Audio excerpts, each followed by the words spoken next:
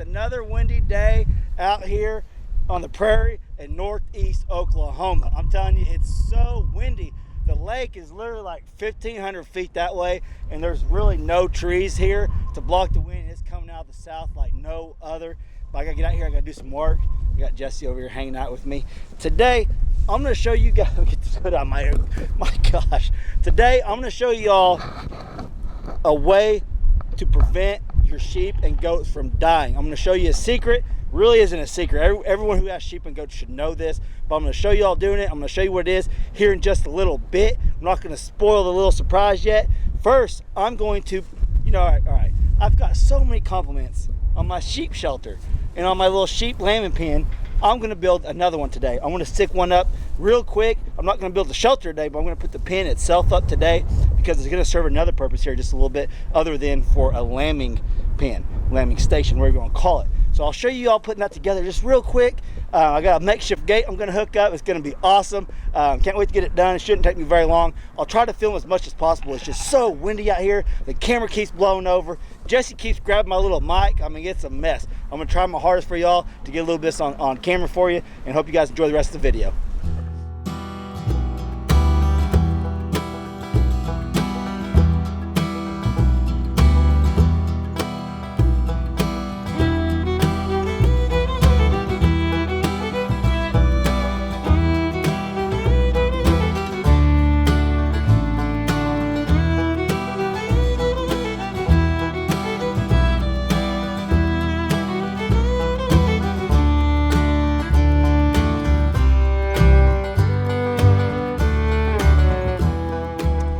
Okay guys, I got one side set up over here. Hey, it looks a little crooked. It's because it is a little crooked. No big deal. That cow pound's actually bent a little bit. All right, this video is going to be full of knowledge. I'm going to teach you all something redneck. And I'm going to make a makeshift gate. I say makeshift. It's going to be a gate. I'm going to make it out of a pallet down here.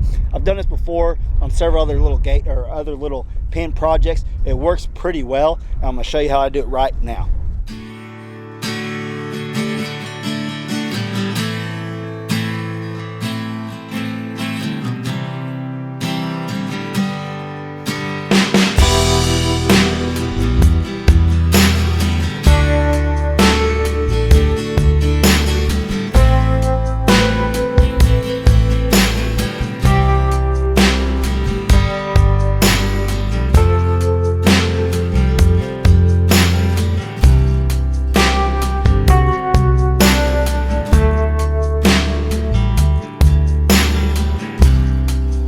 You see how simple that was? Now these little lambs, they could jump pretty high. They probably could jump over this if I was in there chasing them around. It would be really close. But what I'll do is I'll probably try to raise this up some, put a piece of wire on the bottom down there, raise the gate up just a little bit. That way it's just about 4 inches higher if I can. I'll try to do that, and I'll show you guys the finished product. But that's as simple as this. You can use these little pallets for a lot of stuff. But this right now, I'm gonna use it for a gate. That's a lot cheaper than buying a gate. Just like I repurposed that gate over there. A little redneck, but that's all right. We're keeping it Dutch out here today, aren't we? So all right, I'm gonna put this other cattle panel up and I'll bring you guys back here.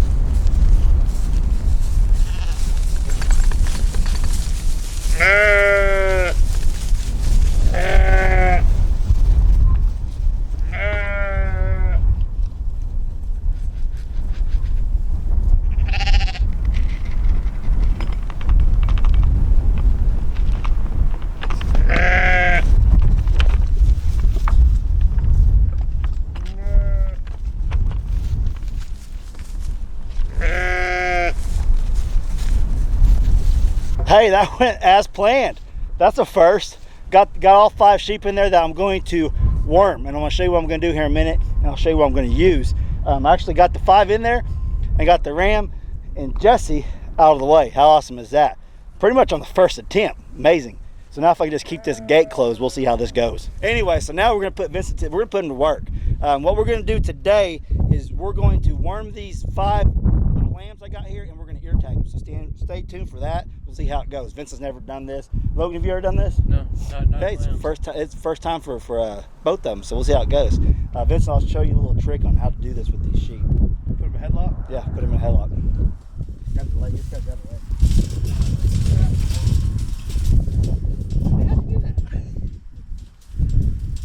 Sit them up on their butt right here. Don't have to grab another one. I got one. So grab that mess. So this is the part of the video where you just can't hear. Ooh, that sheep just face planted. Gabby needs to leave him alone. So this is what we're going to do. We're going to ear tag them. We're going to worm them. This is the preventive maintenance I'm talking about. How you can save your sheep or your goats' lives. Is right here. Is where you have to worm your sheep and your goats. You just have to.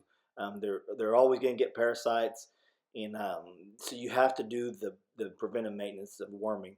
A lot of people will worm, kind of like what I'm doing right now, right before they lamb. That way the lambs will have a dose of the dewormer in them. So Vincent's never wormed or ear tagged sheep before, and we're going to go over that with him, and we're going to walk through it. You can see a needle one and an oral one. I'm giving these younger ewes the oral one, and the bigger ewes will get the injection, just because these ones look a little bit wormy to me. I'm just putting it in the side of their mouth right there and make sure they get it down there. If you put these sheep up on their butt like that, you can pretty much do whatever you want.